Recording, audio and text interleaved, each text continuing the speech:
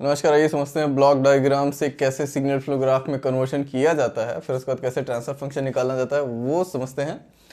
आपके पास block diagram अगर दिया हुआ है, अगर उसको सिग्नल फ्लो ग्राफ में अगर कन्वर्ट करना है तो बहुत ही आसान है, बिल्कुल ईजी है। मतलब इसमें कुछ भी डिफिकल्ट नहीं है, एकदम इजी सा प्रोसेस है। और अगर एक बार हमने ब्लॉक डायग्राम को, यानी कि ये जो ब्लॉक डायग्राम दिख रहा है, अगर आप एक बार आपने अगर इसको सिग्नल फ्लो ग्राफ में अगर कन्वर्ट कर लिया तब फिर एकदम सिंपल हो जाएगा, क्योंकि सिग्नल फ्लो ग्राफ से तो सॉल्व करना और भी इजी है ब्लॉक डायग्राम के कंपैरिजन में। आपको पता होगा, क्योंकि ब्लॉक डायग्राम जो होता है काफी लेंदी होता है उसका सोल्यूशन, ठीक है। उसमें स्टेप बाय स्टेप करना पड़ता है ब्लॉक डायग्राम रिडक्शन से, तो एसएफजी इजी होता है। तो अगर आपको इसको सिग्नल फ्लो ग्राफ में अगर इसको कन्वर्ट करना है, बहुत ही इजी प्रोसेस है। और एक बार सिग्नल फ्लो ग्राफ में कन्वर्ट हो गया तो आप वहां पर मेसन्स गेन फॉर्मूला अप्लाई करके आप सिंपल तरीके से आप वहां पर ट्रांसफर फंक्शन कैलकुलेट कर सकते हैं, ठीक है। तो अब सीधे फोकस करते हैं यहाँ पर न्यूमेरिकल पर। ये न्यूमेरिकल दिया हुआ है, इस न्यूमेरिकल के बारे में बताता हूँ। ये ब्लॉक डायग्राम को न्यूमेरिकल दिया हुआ है। ये अभी रिसेंटली ये 2024 में AKTU का पेपर जो हुआ था जनवरी में, उसमें ये क्वेश्चन आया हुआ था। ये 7 मार्क का क्वेश्चन आया हुआ था। उसमें ये दिया हुआ था कि ये ब्लॉक डायग्राम दिया हुआ था और इस ब्लॉक डायग्राम से आपको क्या निकालना था, ट्रांसफर फंक्शन। लेकिन इसको कन्वर्ट करना था किसमें, सिग्नल फ्लो ग्राफ में, यानी कि इसको कैलकुलेट करना था मेसन्स गेन फॉर्मूला से। तो अंडरस्टूड है, मेसन्स गेन फॉर्मूला से अगर निकालना है इसको तो जाहिर सी बात है इसको कन्वर्ट करना पड़ेगा, एसएफजी में इसको कन्वर्ट करना पड़ेगा। तो इसको एसएफजी में कैसे कन्वर्ट करेंगे ये चीज समझते हैं। बहुत ही सिंपल प्रोसेस है। यहाँ पर देखो, सबसे पहले ब्लॉक डायग्राम में ये चीज फोकस करनी है। यहाँ पर आपको ये देखना है कि आपको सबसे पहले इसको कन्वर्ट अगर करना है एसएफजी में, तो आप दो चीजें गौर कीजिए। पहला तो आप गौर कीजिए यहाँ पर एडर पर, ठीक। दूसरी चीज आपको किस पे गौर करनी है, take off point. Take off point. तो सबसे पहले जितने भी एडर हैं और जितने भी टेक ऑफ पॉइंट है उनको देख लेते हैं कहां कहां पर है। आप देखो ध्यान से, एडर दो, एक यहां, एक यहां, 4 एडर यहां पर दिख रहे हैं, ठीक है। 1 2 3 4। टेक ऑफ पॉइंट कितने, टेक ऑफ पॉइंट आपका एक यहां रहा, एक ये रहा, एक ये रहा, एक ये रहा। 4 आपके टेक ऑफ पॉइंट, 4 आपके एडर, राइट। 4 आपके एडर, 4 आपके टेक ऑफ पॉइंट। अब जितने भी आपके पास एडर दिए हुए हैं, जितने भी आपके पास टेक ऑफ पॉइंट दिए हुए हैं, सबको एकदम आंख बंद करके आप वहां पर नोड बना दो। नोड, क्योंकि सिग्नल फ्लो ग्राफ में दो चीजें होती हैं, एक होता है नोड और दूसरा चीज होता है वहां पर क्या, पाथ होता है, जिसमें एरो की डायरेक्शन होती है, राइट। तो आपको सिंपली वहां पर करना क्या है, जब भी ब्लॉक डायग्राम के न्यूमेरिकल में आपको उसको एसएफजी में कन्वर्ट करना है, तो सिंपल जितने भी एडर दिए हैं, जितने भी टेक ऑफ पॉइंट दिए, उन सबको क्या अज्यूम कर लो, नोड बना दो उनको, राइट। तो जितने भी मैंने यहां पर देखे पॉइंट, सबको मैं नंबरिंग कर देता हूं यहां पर। नंबर 1 2 3 4 5 6 7। अब मैं इसको 8 नहीं दूंगा। इसको मैं 8 क्यों नहीं दूंगा, मैं आपको बताऊंगा क्यों नहीं दूंगा मैं इसको 8। क्योंकि यहां पर जो 7 है वही आपका कॉमन है, क्योंकि यहां से जो CS है, इसी CS को मेजर करके यहां पर फीडबैक फॉरवर्ड पाथ के थ्रू यहां पर H2 मेजर करके यहां पर वापस से एडर में यहां पर दिया गया है। सेम सिग्नल CS को यहां पर मेजर करके फीडबैक पाथ के थ्रू यहां पर यूनिटी फीडबैक के थ्रू यहां पर फर्स्ट एडर पर यहां पर दिया गया है। तो कहने का मतलब यहां जो सिग्नल है CS, वही सिग्नल इस पाथ में भी है। इन दोनों में सेम सिग्नल जा रहा है CS। तो यहां पर ये जो एक्चुअली नोड है, एक्चुअली में इसका मीनिंग क्या है कि ये जो पाथ है यहीं से आ रहा है, ये यहीं से, इसी कॉमन नोड से, बस इसको एक्सटेंड करके यहां पर दिखाया गया है। तो एक्चुअली में ये जो आपका नोड है और ये जो आपका नोड है, यानी कि जो टेक ऑफ पॉइंट है, ये दोनों सेम ही है। इसमें अलग अलग करने की कोई जरूरत नहीं है। तो अगर टेक्निकली अगर आप यहां देखोगे तो आपके पास यहां पर टोटल कितने हैं, 7 नोड है आपके पास। 7 नोड, 7 नोड, 7, ठीक है। तो सीरीज में यहां पर 7 नोड बना लेते हैं, ठीक। 1 2, ठीक। यहां पर मैंने नंबरिंग कर दी, जितने एडर थे, जितने टेक ऑफ पॉइंट है, हमने यहां पर क्या कर दिया, उनको नोड बना दिया। एडर और टेक ऑफ पॉइंट का मतलब तो पता होगा आपको। एडर का मतलब होता है जहां पर भी एडर लगा रहता है, यानी कि ये जहां पर एडर लगाता है, एडर पर क्या आता है, मल्टीपल सिग्नल्स वहां पर एडर पर आते हैं और वहां पर वो ऐड होके या फिर सब्ट्रैक्ट होके वहां पर से एक सिग्नल वहां पर निकलता है आउटपुट पर। लेकिन टेक ऑफ पॉइंट पर क्या आता है, क्या होता है कि एक सिग्नल वहां पर जाता है और उस पर्टिकुलर जंक्शन पर, पॉइंट पर क्या होता है, सिग्नल क्या होता है, डाइवर्शन होता है सिग्नल का, यानी कि मल्टीपल पार्ट्स में वहां पर डाइवर्ट होता है। यहां पर आप देख सकते हो, यहां पर सिग्नल क्या है, यहां पर सिग्नल 2 पार्ट्स में जा रहा है, एक G1 की तरफ जा रहा है और एक ऊपर से G4 की तरफ जा रहा है। लेकिन एडर पर क्या होता है, मल्टीपल सिग्नल्स आते हैं और एक आउटपुट निकलता है वहां पर। तो दोनों में बस ये डिफरेंस, और कुछ नहीं है, ठीक है। तो सबसे पहला काम यही करना है कि जितने भी एडर होंगे, जितने भी टेक ऑफ पॉइंट होंगे, उनको क्या करना है, नोड में कन्वर्ट कर देना। तो यहां पर मैंने नोड में कन्वर्ट कर दिया। अब स्टेप बाय स्टेप आगे देखते हैं। पहले नोड से, यानी कि इस एडर से इस एडर के बीच में देखो कितना सिग्नल जा रहा है। यहां पर कुछ मेंशन नहीं है, तो आप यहां पर सीधे क्या कर दो, यहां पर आप 1 लिख दो। मतलब जो भी आपके पास पाथ दिखेगा, फॉरवर्ड पाथ, वहां पर आपको सिंपल चाहे ब्लॉक हो या सिंपल वहां पर लाइन हो, वहां पर आपको सिंपल एरो से वहां पर रिप्रेजेंट करना है, जिस भी डायरेक्शन में वहां पर एरो दी होगी। और अगर कुछ भी अगर मेंशन नहीं है, वहां पर गेन नहीं है, ब्लॉक नहीं है, तो वहां पर सिंपल क्या लिख दो आप 1। 1 का मतलब होता है 1 ये रिप्रेजेंट करता है कि यहां पर जितना सिग्नल था 100% सिग्नल आपका यहां से ट्रांसमिट होकर इस पर्टिकुलर पॉइंट पर जा रहा है। 100% सिग्नल 1 आपका ये रिप्रेजेंट करता है, राइट। तो यहां से यहां सिग्नल कितना जा रहा है 1, यानी कि 100%। फिर उसके बाद 2 से 3 पर, 2 से 3 के बीच में भी यहां पर कुछ भी मेंशन नहीं है, तो यहां पर भी आप क्या लिख दो 1 1, करेक्ट। 3 से 4 के बीच में, 3 से 4 के बीच में देखो G1 जा रहा है अपन। 3 से 4 के बीच में कितना दिया हुआ है, 3 से 4 के बीच में कितना दिया हुआ है G1। 4 से 5 के बीच में कितना दिया हुआ है G2। 4 से 5 के बीच में G2। अब उसके बाद 5 से 6 के बीच में कितना दिया हुआ है, देखो G3। 5 से 6 के बीच में कितना दिया हुआ है G3। अगेन 6 to 7 के बीच में देखो कुछ मेंशन नहीं है, तो यहां पर आप क्या लिख दो 1। ठीक, एकदम सिंपल। जो गेन दिया है, अगर ब्लॉक दिया है तो ब्लॉक की वैल्यू यहां पर लिख दीजिए एज अ गेन वैल्यू, और अगर कुछ मेंशन नहीं है, सिंपल वहां पर लाइन है, तो वहां पर आप क्या लिखोगे 1। 1 रिप्रेजेंट्स कि वहां पर 100% सिग्नल आपका ट्रांसमिट हो रहा है। अब यहां पर देखो 1 2 3, यानी कि 3 नंबर नोड से आपका सिग्नल कहां पर जा रहा है 6 पर, यानी कि 3 कहां पर है, ये रहा 3, और 6 आपका कहां पर है ये यहां से। लेकिन फॉरवर्ड सिग्नल जा रहा है यहां पर, इस टेक ऑफ पॉइंट से फॉरवर्ड सिग्नल डाइवर्ट होकर कहां पर जा रहा है 6 पर। कितना जा रहा है G4। तो यहां से आप उठा के से ले जाओ यहां पर 6 पर, कितना जा रहा है ये G4। एकदम सिंपल, ये आपका फॉरवर्ड पाथ है। उसके बाद अगेन यहां पर जो आपको दिख रहा होगा, ये जो ऐसा दिख रहा है, ये शेप जो आपको दिख रहा है, इसको बोलते हैं जंपर। जंपर का मतलब होता है कि इस वायर में, यानी कि जो H1 वाला वायर है फीडबैक, और जो आपका H2 वाला फीडबैक है, इन दोनों वायर में कोई भी कनेक्शन नहीं है, उसको जंपर वायर बोलते हैं। ठीक है, तो इसलिए इसको रिप्रेजेंट किया जाता है, ये रिप्रेजेंट करने के लिए कि इन दोनों वायर में कोई भी कनेक्शन नहीं है। ठीक, तो यहां पर आप देख सकते हो कि सेकंड नोड जो आपका है 2 और यहां से 5, यानी कि 5 से यहां पर मेजर करके यहां से फीडबैक पाथ यहां पर आपको दिख रहा होगा -H1 माइनस। ये पोलैरिटी आपको ध्यान से दिखनी है कि माइनस है कि प्लस है। तो 5 से वापस कहां पर आ रहा है 2 पर, कितना -H1। तो 5 ये रहा आपका और 2 ये रहा आपका, तो यहां से कितना आ रहा है -H1। अगेन ये देखो, अब यहां पर ये जो 6 है 7 सॉरी 4 आपका दिख रहा है। 4 पर देखो एक नेगेटिव फीडबैक पाथ और आ रहा है, कितना आ रहा है H2। अब ये H2 है कहां पर, कहां से मेजर हो रहा है इस पॉइंट से। अब ये जो पॉइंट है एक्चुअली में वही क्या है हमारा 7, क्योंकि 7 से ही आप मेजर कर रहे हो सेम आउटपुट, यानी कि कंट्रोल्ड आउटपुट आप यहां से मेजर करके एक फीडबैक पाथ इधर जा रहा है, सेम सिग्नल को मेजर करके यूनिटी फीडबैक के थ्रू वापस फर्स्ट ऑर्डर पर ला रहे हैं। तो मतलब कहने का इस लाइन पर जो सिग्नल है वो सेम है, वो क्या है CS। तो यहां पर जो लाइन है एक्चुअली में अगर आप इसको रिप्रेजेंट करना चाहो तो दोनों पॉइंट कहां पर कनेक्टेड है, यहीं पर कनेक्टेड है। ये जो फीडबैक पाथ है और ये जो फीडबैक पाथ है, ये दोनों यहीं पर कनेक्टेड है, दोनों में कोई भी डिफरेंस नहीं है। तो कहने का मतलब जो H2 है वो एक्चुअली में 4 पर आ रहा है, और कहां से आ रहा है 7 से। तो 7 से 4 पर कितना आ रहा है -H2। तो 7 से 4 पर आ रहा है आपका, ये मैंने यहां पर जंपर बना दिया, -H2। उसके बाद लास्ट आपका 1 पर आ रहा है, लास्ट 7 से कितना आ रहा है, यहां पर कुछ भी मेंशन नहीं है, यानी कि 1। तो ये हो जाएगा आपका 7 से आपका आ रहा है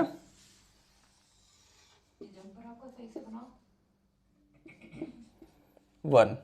यहां पर सिंपली हमने क्या किया, ये आपका सिग्नल फ्लो ग्राफ रेडी हो गया, कुछ भी नहीं था इसमें, एकदम सिंपल था, बता रहा हूं मैं। कुछ किया क्या, यहां पर बस आपको ध्यान क्या देना है कि जितने भी एडर है और जितने भी टेक ऑफ पॉइंट है वो आपको ध्यान से देख लेने हैं। जितने भी एडर है, जितने भी टेक ऑफ पॉइंट है, एकदम आंख बंद करके उसको क्या बना दो अब नोड, और जितने भी आपको ब्लॉक दिखाई दे रहे हैं उसको आप किस में कन्वर्ट कर दो, सिंपल गेन में कन्वर्ट कर दो, और वहां पर एरो रिप्रेजेंट कर दो जिस भी डायरेक्शन में वो सिग्नल जा रहा हो। सिंपल आपका ब्लॉक डायग्राम यहां पर SFG में कन्वर्ट हो गया, बिल्कुल कुछ करना ही नहीं पड़ा। अब आपके पास एक बार अगर सिग्नल फ्लो ग्राफ अगर आ गया तब यहां पर आप ट्रांसफर फंक्शन निकाल सकते हो, वो भी बहुत ही आसानी से। सिंपल आपको लगाना क्या है, यहाँ पर मेशंस गेन फॉर्मूला लगाना है। मेशंस गेन फॉर्मूला से आप लगा के इसका ट्रांसफर फंक्शन बहुत ही आसानी तरीके से निकाल सकते हैं। इसके पहले भी मैं न्यूमेरिकल बता चुका हूं कंट्रोल सिस्टम का, 4 से 5 न्यूमेरिकल पड़े हुए हैं, प्लेलिस्ट में आप जाके चेक कर सकते हैं कंट्रोल सिस्टम का। जब भी आपको यहाँ पर चैनल पर अगर आपको कोई कंटेंट चेक करना हो तो मेरी रिक्वेस्ट है कि आप जाके पहले प्लेलिस्ट में चेक कर ले, वहां पर सब्जेक्ट वाइज लेक्चर्स मैं वहां पर अपलोड करते जा रहा हूं। ठीक है, तो आप प्लेलिस्ट में जाके वहां पर आप चेक कर सकते हैं। ठीक, तो वहां पर जो बाकी की न्यूमेरिकल्स हैं सिग्नल फ्लो ग्राफ के ट्रांसफर फंक्शन से रिलेटेड, वहां पर आप जाके चेक कर सकते हैं। तो अब इसका ट्रांसफर फंक्शन कैसे निकालेंगे यूजिंग मेशंस गेन फॉर्मूला, वो अब देखते हैं। राइट, ठीक है, यहाँ पर आपने देखा सिग्नल फ्लो ग्राफ आपको दिख रहा है, ये सिग्नल फ्लो ग्राफ अभी जस्ट हमने यहाँ पर ब्लॉक डायग्राम से उसको कन्वर्ट करके हमने बनाया है, ठीक। तो इस सिग्नल फ्लो ग्राफ का अगर अब हमें ट्रांसफर फंक्शन अगर कैलकुलेट करना है तो बहुत ही सिंपल है, क्योंकि हमको ट्रांसफर फंक्शन यहाँ पर कैसे कैलकुलेट करना है, यूजिंग मेसन्स गेन फॉर्मूला। तो मेसन्स गेन फॉर्मूला के लिए सबसे पहले मैं रिक्वेस्ट करूंगा कि आप मेरा फर्स्ट लेक्चर, जो इसी कंट्रोल सिस्टम के फर्स्ट लेक्चर, आप मेरा जाके यूट्यूब के प्लेलिस्ट में आप वहाँ पर जाकर चेक कर सकते हैं। उसमें मेसन्स गेन फॉर्मूला मैंने बहुत ही डिटेल में बताया हुआ है, तो बेटर होगा कि आप पहले वो फॉर्मूला देख ले ध्यान से। यहाँ पर भी मैं बताऊंगा, लेकिन यहाँ पर मैं शॉर्ट में बताऊंगा, ठीक है। तो मेसन्स गेन फॉर्मूला होता क्या है, सबसे पहले लिख देता हूँ मैं डेल, जिसमें आपका पी के क्या होता है, पी होता है आपका फॉरवर्ड पाथ, यानी कि सिग्नल फ्लो ग्राफ में कितने नंबर ऑफ फॉरवर्ड पाथ है, और डेल के आपका क्या होता है, इस पर्टिकुलर पाथ का क्या होता है, पाथ डिटर्मिनेंट। और जो आपका डेल होता है वो क्या होता है, आपका पूरे ग्राफ का डिटर्मिनेंट, यानी कि पूरे ग्राफ का या पूरे सिस्टम का जो डिटर्मिनेंट है उसको कैलकुलेट किया जाता है, ठीक। तो अगर ये तीन चीजें अगर आप निकाल लेते हैं तो आपके लिए बहुत ही ईजी है यहाँ पर ट्रांसफर फंक्शन कैलकुलेट करना है। बस यही फॉर्मूला लगाना है, सेम प्रोसेस फॉलो करना है, एकदम स्टेप बाय स्टेप ईजी में बताऊंगा, एकदम वैसे ही आप करते जाइए, एकदम आसानी से एकदम क्वेश्चन आपका सॉल्व हो जाएगा, ठीक है। तो यहाँ पर सबसे पहले हम क्या कैलकुलेट करेंगे, फॉरवर्ड पाथ। तो आइए सबसे पहले इसको चेक करते हैं, ठीक। एक पेज से भी ज्यादा नहीं लगेगा, एक पेज भी नहीं लगेगा इस न्यूमेरिकल को सॉल्व करने में। इस न्यूमेरिकल में बिल्कुल भी दम नहीं है, बता रहा हूं मैं, ठीक है, कुछ भी नहीं है इस न्यूमेरिकल में, ठीक। एकदम इजी न्यूमेरिकल और एक पेज का न्यूमेरिकल है। लेकिन मैं आपसे एक रिक्वेस्ट करूंगा कि यहां पर मैं जो सोल्यूशन बताता हूं यूट्यूब में, वो आपकी अंडरस्टैंडिंग के लिए बताता हूं कि कैसे इसको सॉल्व करना है। मतलब आपको समझ में तो आ जाएगा कैसे सॉल्व करना है, आपको उसको लेंदी कैसे बनाना है। मतलब कन्वेंशनल राइटिंग जब करते हैं, डिस्क्रिप्टिव पेपर जब देते हैं, ठीक है, रिटन एग्जाम जब देते हैं, तो उसका एक लिखने का पैटर्न होता है। यानी कि जब आप फॉरवर्ड पाथ जब वहां पर बनाते हैं, P1 जैसे लिखेंगे, तो P1 के लिए आपको डिनोट करना पड़ेगा कि P1 वाला फॉरवर्ड पाथ कौन सा है, आपको अलग से वहां पर ड्रॉ करके लिखना पड़ेगा। ये चीजें मैं यहाँ पर नहीं लिखता हूं, क्योंकि यहाँ पर कंटेंट जो है बहुत ही हेवी हो जाएगा। लेकिन आपको ये आइडिया जरूर दे दूंगा मैं कि इसको सॉल्व कैसे करते हैं, आपको सॉल्व करने आना चाहिए। बाकी डिस्क्रिप्टिव में यानी कि रिटन एग्जाम में आपको कैसे लिखना है ये आपकी रिस्पॉन्सिबिलिटी है, राइट। अब फॉरवर्ड पाथ यहाँ पर देखते हैं, सबसे पहले चेक करते हैं फॉरवर्ड पाथ P1, चेक करते हैं P1। पहले भी मैंने बताया फॉरवर्ड पाथ चेक करने का सबसे आसान तरीका क्या है कि आपको इनपुट से चलना है और आपको कहां पे जाना है, आउटपुट पर जाना है। एक भी नोड रिपीट नहीं होना चाहिए, ना ही एरो की डायरेक्शन चेंज होनी चाहिए। तो आप चेक कीजिए, RS से चलते हैं, RS से आप चलिए, यहाँ पर RS 1 1, एक तो सीधा सीधा दिख रहा है, मेरे ख्याल से इसमें कुछ सोचने की जरूरत नहीं है, सीधा सीधा आपका दिख रहा है। यहाँ पर RS से गए CS पर एकदम स्ट्रेट फॉरवर्ड। तो यहाँ से अगर आप देखेंगे RS से अगर आप जाएंगे तो आपको 1 1 G1 G2 G3 फिर 1, यानी कि इस पाथ में जितने भी आपको गेन मिले सबका प्रोडक्ट कर देते, सबका प्रोडक्ट करेंगे तो आपको मिलेगा G1 G2 G3, G1 G2 G3 नहीं लिखा। अब P1 निकला है तो जाहिर सी बात है फॉर्मूले में अगर आप देखेंगे तो फॉर्मूले में क्या लिखा हुआ था, फॉर्मूले में लिखा हुआ था PK डॉट डेल के, यानी कि P के साथ फॉरवर्ड पाथ के साथ आपका पाथ डिटर्मिनेंट भी वहां पर मल्टीप्लाइड था। तो P1 के साथ मल्टीप्लाई कर देंगे डेल 1, ये हम लोग निकालेंगे जब हम लोग लूप निकालेंगे तब, वो और आसान हो जाता है उसके बाद, ठीक है। अब P2 देखते हैं, अगर है तो ठीक है, नहीं है तो और अच्छी बात है, नहीं होगा तो न्यूमेरिकल आपका उतना ही छोटा होगा, राइट। तो यहाँ पर देखिए दूसरा फॉरवर्ड पाथ है कि नहीं, चेक करते हैं। यहाँ से इधर जा नहीं सकते, आगे बढ़ते हैं, इधर भी नहीं जा सकते, बैकवर्ड आ रहा है, फिर आगे गए, सीधे तो हम जा चुके हैं, ऊपर देखिए जा सकते हैं। यहाँ से G4 को फॉलो करता हुआ सीधे CS निकल जाएगा। मतलब फॉरवर्ड पाथ जो आपका नेक्स्ट है, यहाँ से ऐसे गए, फिर आपका G4, फिर उसके बाद इधर गया, फिर यहाँ से यहाँ आ गए, राइट। G4 यानी कि आपका सीधे आएगा क्या, G4। तो फॉरवर्ड पाथ मिले, P2 मिला है तो ऑब्वियस सी बात है यहाँ पर डेल 2 भी मिलेगा, ठीक है। सेकंड फॉरवर्ड पाथ का डिटर्मिनेंट। और देख लेते हैं फॉरवर्ड पाथ यहाँ पर है कि नहीं है। यहाँ गए, इस साइड जा नहीं सकते, बैकवर्ड आ रहा है, फिर आगे वाले नोड पर गए, ये ले चुके हैं, ये वाले पे जा नहीं सकते, बैकवर्ड आ रहा है, फिर आगे गए, इधर जा चुके हैं और यहाँ से कोई और पॉसिबिलिटी बनती भी नहीं है, फिर आगे जा रहे हैं यहाँ पर, यहाँ से इधर नहीं जा सकते, बैकवर्ड आ रहा है, फिर इधर गए, इधर जब जाएंगे जा नहीं सकते क्योंकि वापस जब जाएंगे तो नोड हमारा रिपीट हो जाएगा, फिर से आगे गए, आगे जब बढ़ेंगे तो वापस जा नहीं सकते, इधर हम जा चुके हैं, फिर से वापस जब जाएंगे तो वापस जा नहीं सकते क्योंकि इधर से फिर से नोड रिपीट होगा। तो मतलब कहने का आपके पास सिर्फ दो ही फॉरवर्ड पाथ है, एक आपका ये स्ट्रेट लाइन और एक आपका दूसरा वाला फॉरवर्ड पाथ आपका ये, दो फॉरवर्ड पाथ आपके पास मिल गए हैं। तो जाहिर सी बात है दो आपके पास पाथ डिटर्मिनेंट भी मिलेंगे, डेल 1 एंड डेल 2। अब चेक करते हैं दूसरी इंपॉर्टेंट चीज है यहां पर इंडिविजुअल लूप्स। मेरे ख्याल से इंडिविजुअल लूप्स जो है यहाँ पर एक हल्का सा एक ट्रिकी लूप यहाँ पर दिया हुआ है जो कि ढूंढना बहुत ही मुश्किल होगा। मैं वहां पर दिखाऊंगा कौन सा लूप है वो, ठीक। यहां पर आप देखो, सबसे पहले जो सबसे इजीली दिखाई दे रहा है आप लूप, सबसे पहले आप उसको निकाल लो। देखो सबसे पहला लूप आपको L1। अच्छा, इसको सॉल्व करने से पहले एक चीज और बता देता हूं। यहाँ पर आप सबसे पहले एक काम करो, यहाँ पर जितने भी नोड आपके पास दिख रहे हैं सबको नॉमिनेट कर दो। इसको लिख दो A B सी, ठीक। यहाँ पर मैंने सारे नोड को मैंने नॉमिनेट कर दिया। तो यहाँ पर अगर आप देखेंगे नोड को नॉमिनेट कर दिया, तो एक काम और यहाँ पे आप कर लीजिए कि P1 जो आपका निकला था G1 G2 G3, इस पे वो नोड के नाम लिख दीजिए जहाँ पर आपने जिस नोड से मिलके बना है ये फॉरवर्ड पाथ, उसका आप नाम लिख दीजिए ABCDEFG, यानी कि सारे नोड से मिलके बना हुआ है ABCDEFG। मैं फिर से रिपीट कर रहा हूँ, ये सब चीज़ें एग्जाम में नहीं लिखनी है, सिर्फ मैं आपको समझाने के लिए कर रहा हूँ, ठीक है। ये नोड का नाम हम नहीं लिखना है एग्जाम में, सब काट पीट के 0 नंबर दे देगा, ठीक है। P2 जो आपका है कौन सा, ये वाला है P2, ये वाला, ठीक। तो इसमें देखो ABC, फिर उसके बाद आपका डायरेक्ट यहाँ पर आ रहा है F, D और यहाँ पर है ही नहीं, तो डायरेक्ट F, फिर उसको G। तो यहाँ पर कौन सा नोड मिल रहा है आपका मिल रहा है ABC, फिर उसके बाद आपको मिल रहा है FG, क्योंकि इसमें D और E नहीं है, ये लिख लेंगे ज़्यादा आसान रहेगा, ठीक। L1 पर आते हैं अब सीधे। L1 जो आपका है, मैंने क्या बोला, जो सबसे सिंपली जो आपको लूप दिख रहा हो उसको देख लो आप। यहाँ पर आपको लूप सबसे बड़ा वाला ऊपर देखो दिख रहा होगा, ये वाला लूप, आउटर लूप, ये बन रहा है लूप। लूप बनाने की कंडीशन ये होती है कि जहां से आप जिस नोड से आप स्टार्ट करेंगे उसी नोड पर आपको वापस आना है, एरो की डायरेक्शन बिल्कुल भी चेंज नहीं होनी चाहिए, राइट। तो यहाँ से अगर आप देखेंगे, यहाँ से अगर आप ए से अगर आप स्टार्ट करेंगे BCDEFG, फिर वापस से घूम के आप आ गए ए पर, एरो की डायरेक्शन चेंज तो हुई नहीं, ठीक। तो इस रास्ते में जितने भी गेन आए सबका क्या कर दो, प्रोडक्ट। तो क्या क्या है, 1 1 G1 G2 G3, फिर उसके बाद वापस से आया -1, तो G1 G2 G3 और 1 1 1 तो 1 ही होगा, तो G1 G2 G3 माइनस का, तो आपका L1 आ जाएगा -G1 G2 G3। एकदम मैं बता रहा हूं, उस रास्ते में जितने भी गेन आ रहे हैं सबका प्रोडक्ट कर दे रहा है। क्यों प्रोडक्ट करना है, क्योंकि इसके जस्ट पहले वाला मैंने लेक्चर बताया है ब्लॉक डायग्राम रिडक्शन टेक्निक में, कि जब भी आपको सीरीज में यानी कि कैस्केड में आपको गेन वहां पर दिखेगा तो आपको उसको क्या करना है, प्रोडक्ट, मल्टीप्लीकेशन, ठीक। अब आगे बढ़ते हैं, L2 चेक करते हैं। आउटर वाला बाहर वाला लूप तो ले लिया, दूसरा लूप आपको सीधे सीधे दिख रहा है, ये वाला, ये एरो की डायरेक्शन चेंज नहीं हुई है, बी से गए C D E, फिर वापस आ गए B पर, ठीक। तो ये आपका बना लीजिए, B से गए C D E, फिर वापस से B। तो यहाँ पर कौन कौन सा गेन आ रहा है, 1 G1 G2, फिर वापस से इधर है -H1, तो G1 G2 H1 वो भी माइनस का, तो ये हो जाएगा -G1 G2 H1, राइट। इसका नोड लिख लीजिए कौन कौन सा था इसमें, ये कौन से नोड से मिल के बन रहा था, ये सारे नोड से बन रहा था, ABCDEFG, क्योंकि बड़ा वाला लूप था ABCDEFG, राइट।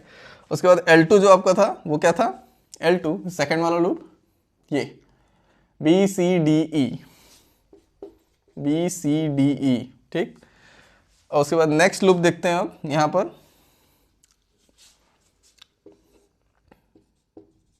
L3 आपका कहाँ पर दिख रहा है, ये देखो, ये वाला लूप DEFG, फिर उसके बाद वापस आ गए D पर, G2 G3 1 -H2, तो ये हो जाएगा आपका -G2 G3, उसके बाद आपका आ गया H2, ठीक, ये वाला लूप सीधे सीधे दिख रहा है। ये कौन से नोट्स पर बन रहा है, DEFG, राइट। L4 यहाँ पर है या नहीं है पहले देख लेते हैं, बिल्कुल है। देखो ये बड़ा वाला तो ले लिया, ध्यान से देखना है, एक भी ऑब्जर्वेशन में अगर एक भी अगर लूप मिस हुआ ना तो पूरा न्यूमेरिकल गलत हो जाएगा, बता रहा हूँ। ये बाहर वाला ले लिया हमने, बड़ा वाला, ये भी ले लिया, ये भी ले लिया आपने, ठीक। अब देखो यहाँ पर एक ही लूप बन रहा है, A से गए B C, फिर गए यहाँ पर F, फिर G, फिर वापस आ गए A, कोई भी नोड रिपीट तो हुआ नहीं, क्लोज लूप बन रहा है, यानी कि ये वाला लूप, ये किसका कितना हो जाएगा, A से गए B C, फिर G4 आया, फिर 1, फिर डायरेक्ट -1, यानी कि सिर्फ G4 और -1 आ रहा है, तो ये हो जाएगा -G4। ये कौन कौन से नोड पे बन रहा है, A B C, डायरेक्ट गया F, फिर G, यानी कि A B C डायरेक्ट गया F प्लस G, राइट। अब यहाँ पर इस क्वेश्चन का जो लॉजिक है, जो ट्रिक है, वो यहाँ पर है।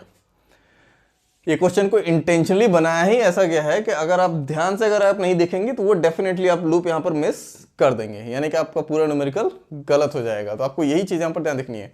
पांचवा लूप मैं आपको यहाँ पर दिखा रहा हूँ। पांचवा लूप कैसे है आप देखो ध्यान से। लूप बनाने की कंडीशन मैंने आपको बताई कि जिस नोड से स्टार्ट करना है उसी नोड पर आपको आना है और एरो की डायरेक्शन बिल्कुल भी चेंज नहीं होनी चाहिए। तो आप यहाँ पर देखो, यहाँ पर गौर कीजिए, ये जो आपका बी है, नोड आपका बी से आप गए सी, बी सी, फिर वापस गए आप कहाँ पर F, फिर गए आप यहाँ पर G, फिर G से वापस आप घूम के आए यहाँ पर D, फिर D से गए आप E, E से वापस आ गए आप B। बना लूप। एक भी नोड यहाँ पर रिपीट नहीं हुआ, लेकिन आपका यहाँ पर लूप बन रहा है। आप यहाँ पर देख सकते हैं फिर से ये वाला लूप B C, फिर उसके बाद F, फिर G, फिर उसके बाद वापस गए D, फिर E, फिर वापस E से आ गए B। आपका लूप बन रहा है यहाँ पर, जहां से स्टार्ट किया वहीं पर है, एक भी नोड वहां पर रिपीट नहीं हुआ, ना ही एरो की डायरेक्शन चेंज हुई। तो यहाँ पर आप ये लूप देख सकते हैं। तो B से C, फिर G4, फिर उसके बाद -S2, G2, फिर -H1। तो 1 2 3 4 ये चारों आ रहे हैं। तो ये हो जाएगा आपका G2, G4, यहां से आप देखो G4 -H2, सीक्वेंस में मैं लिख देता हूं ताकि आप कंफ्यूज ना हो। तो मैं यहां पर लिख देता हूं पहले B से गए C, फिर आया पहले G4, ठीक। G4 के बाद फिर यहाँ पर तो 1 है, फिर उसके बाद वापस जब इधर पर आएंगे तो आएगा आपका आएगा -H2, -H2 से जब गए D पर, D से जब जाएंगे E पर आएगा G2, G2 से जब आप वापस इधर आएंगे तो आपको मिलेगा -H1, -H1 से वापस आ गए आप B पर। तो यहाँ पर अगर देखो माइनस माइनस आपका क्या हो जाएगा प्लस। तो ये एक्चुअली में आपको मिलेगा यहाँ पर G2, G4, H1, H2, ये है आपका L5। और L5 जो आपका बन रहा है वो कौन कौन से नोड पे बन रहा है? B, C, F, G, D, E, मतलब ये भी सारे नोड से बन रहा है A को छोड़ के। तो यहाँ पर आप देख सकते हो B, C, D, E, F, G। तो ये वाला जो था L5, ये इसमें ट्रिक था, अगर आप ध्यान से अगर आप इस क्वेश्चन को नहीं देखेंगे तो डेफिनेटली L5 को तो आप छोड़ ही देंगे, ठीक है। तो जब भी सिग्नल फ्लो ग्राफ का न्यूमेरिकल सॉल्व करना है, मैंने आपको पहले भी बताया है कि सिग्नल फ्लो ग्राफ के न्यूमेरिकल में आपको ध्यान से चेक करना है कि लूप वहां पर कितने हैं, इंडिविजुअल लूप कितने हैं, नॉन टचिंग कितने हैं, ठीक है, 3 नॉन टचिंग कितने, ये सब ध्यान से चेक करना है।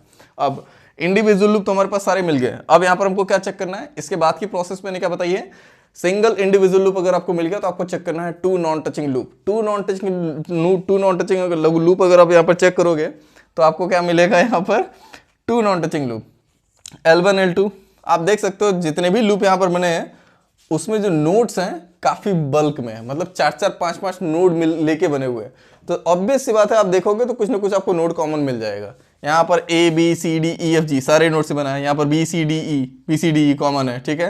यहाँ पर भी अगर आप देखोगे D E F G यहाँ पर कॉमन है। इन दोनों में क्या कॉमन है, इन दोनों में B C D E F G B C F G common है। मतलब आप देख सकते हो जितने भी लूप यहाँ पर है सब एक दूसरे से टच कर रहे हैं। ये बाहर वाला लूप छोटे वाले लूप से सारे लूप से टच कर रहा है, और ये जो बीच वाला लूप था वो भी इन दोनों से टच कर रहा है। ऐसा कोई लूप नहीं है जो एक दूसरे से टच ना कर रहा हो। नॉन टचिंग यहाँ पर 0 है, मतलब यहाँ पर कोई भी नॉन टचिंग लूप यहाँ पर नहीं है। आप चेक कर सकते हैं इसको, यहाँ पर नोड के नॉमिनेशन मैंने दे दिया, आप यहाँ पर क्रॉस वेरीफाई कर सकते हैं, लूप्स का कॉम्बिनेशन बना सकते हैं L3 L4 L1 L2 L2 L3 इस तरीके से। तो आप चेक करेंगे तो आपको मिलेगा नो 2 नॉन टचिंग लूप्स। जाहिर सी बात है जब 2 नॉन टचिंग लूप नहीं है तो 3 नॉन टचिंग का तो सवाल ही पैदा नहीं होता है, ठीक है। तो आपका इतना ही सिर्फ यहाँ पर डेटा है। अब यहाँ पर हमको निकालना क्या है, नॉन टचिंग लूप आपका इंडिविजुअल लूप आपका निकल गया। अब आपको क्या निकालना था यहाँ पर, del 1 का फॉर्मूला क्या होता है 1 माइनस, जब भी आपको पाथ डिटर्मिनेंट निकालना होता है तो मैंने बताया है कि पाथ डिटर्मिनेंट निकालते वक्त आपको क्या करना होता है, del 1। आप जिसके लिए पाथ डिटर्मिनेंट निकाल रहे हैं यानी कि P1 के लिए, तो जिस फॉरवर्ड पाथ के लिए आप यहाँ पर निकाल रहे हैं पाथ डिटर्मिनेंट, उस पर आप देखिए, फोकस कीजिए, ये वाला आपका फॉरवर्ड पाथ था A B C D E F G, right. तो 1 माइनस, हमको उस लूप को यहाँ पर माइनस करना है, उस लूप के गेन को माइनस करना है जो इस पाथ को टच नहीं कर रहा है, जो नहीं कर रहा है। तो यहाँ पर अगर आप देखो कि सारे नोड से बन रहा है, और ऐसा कोई लूप यहाँ पर नहीं है जो एक भी नोड इसमें कॉमन ना हो, सब कॉमन है, राइट, सब कॉमन है इसमें। तो जाहिर सी बात है यहाँ पर क्या मिलेगा 0, कितना आएगा 1। सेकंड P2 की बात करते हैं। P2 किससे बन रहा है, A B C F G। पहले लूप को अगर आप देखेंगे तो A B C common, C यहाँ पर कॉमन है C, ठीक है। E आपका नहीं है, B आपका है, B C है, ठीक है। B C आपका यहाँ पर कॉमन है, यानी कि L2 भी टच कर रहा है। L3 की बात करेंगे तो यहाँ पर आपका F G कॉमन है। फिर उसके बाद आप L4 की बात करेंगे तो इसमें भी F G कॉमन है। L5 की अगर आप बात करेंगे तो इसमें भी F G कॉमन है। तो इसमें भी यानी कि P2 जो है आपका ये वाला फॉरवर्ड पाथ, ये भी ऐसा फॉरवर्ड पाथ है जिससे सारे लूप टच कर रहे हैं। तो यहाँ पर कितना मिलेगा 0, तो इसकी वैल्यू कितनी आएगी 1। तो यहाँ पर आप देखेंगे एकदम सिंपल न्यूमेरिकल होता है, बता रहा हूँ मैं एकदम सिग्नल फ्लो ग्राफ का। इसमें कुछ भी नहीं होता है, बस इसमें ये चेक करना है आपको, आपकी ऑब्जर्वेशन पावर आपकी अच्छी होनी चाहिए कि आप सही से ऑब्जर्व कर रहे हो, राइट। आप सही से ऑब्जर्व करेंगे न्यूमेरिकल एकदम इजीली सॉल्व हो जाएगा, इसमें कुछ भी नहीं है। अभी जितना भी डेटा आया है मैं इसको अब क्या करता हूँ, यहाँ पर आंसर में लिख देता हूँ, ठीक है। डायरेक्ट मैं यहाँ पर आंसर लिख देता हूँ क्योंकि यहाँ पर और कुछ भी करना है नहीं, आपका पूरा न्यूमेरिकल सॉल्व हो चुका है। तो सिग्नल फ्लो ग्राफ में जो मेसन्स गेन फॉर्मूला होता है, मैं मेसन्स गेन फॉर्मूले की हेल्प से यहाँ पर मैं आंसर लिख देता हूँ, राइट। ठीक, यहाँ पर इस फॉर्मूला के हिसाब से अगर आप देखेंगे तो आपके पास के जो है, के का मतलब है नंबर ऑफ फॉरवर्ड पाथ। तो के अगर आप यहाँ पर देखेंगे तो कितने हैं, 2। तो आप इस फॉर्मूले को एक्सपैंड कर लीजिए। फॉर्मूले को जब आप एक्सपैंड करेंगे तो के की वैल्यू 2 है, तो इसका मतलब P1 del 1 plus P2 del 2 divide by del. अब जो जो आपके पास वैल्यूज आई हैं, P1 की आपकी वैल्यू कितनी आई थी, P1 आया था आपका G1 G2 G3। इसके बाद डॉट del 1 आपका आया था 1 प्लस P2 आपका कितना आया था, P2 आपका आया था G4 और जो आपका del 2 था वो आपका कितना था, 1। तो अब आपका डेल का फॉर्मूला क्या होता है, डेल का फॉर्मूला होता है 1 minus sum of all individual loops plus sum of all 2 non touching loops minus sum of all 3 non touching loops. इस तरीके से सीक्वेंस उसका होता है इन्फिनिटी में, राइट। तो यहाँ पर अगर आप देखोगे तो आपके पास सिर्फ इंडिविजुअल लूप ही मिल रहा था, नॉन टचिंग तो मिल नहीं रहा था। इसलिए फॉर्मूला जो आपका होगा यहाँ पर 1 minus sum of all individual loops. तो 1 minus sum of all individual loops. कितने लूप्स है आपके पास, 5 लूप थे आपके पास, ठीक है। तो पांचों लूप की वैल्यू मैं लिखता हूँ। पहला लूप का जो गेन था, ये बड़ा वाला जो लूप था, इसका गेन कितना था, माइनस G1 G2 G3, ठीक है। फिर उसके बाद दूसरा आपका लूप था, दूसरा आपका लूप कौन सा था, ये वाला, ये, ठीक। तो इसका गेन कितना था आपका, G1 G2 H1 माइनस तीसरा आपका लूप था ये वाला, ये, ठीक है। ये कितना था, G2 G3, उसके बाद आपका H2। चौथा आपका लूप था ये वाला, ये वाला बाहर वाला बड़ा वाला लूप, ये वाला, जो कि कितना था, माइनस G4। और पांचवा आपका लूप था यहाँ पर, पांचवा ये वाला लूप था आपका, ये B C, फिर उसके बाद F G, फिर उसके बाद D, फिर उसके बाद E, फिर उसके बाद वापस से B। तो ये वैल्यू आ रही थी प्लस में, अगर आपको याद हो, माइनस माइनस प्लस हो जा रहा था। तो इसमें गेन था आपका, इसमें आपका गेन था G2 G4 H1 H2।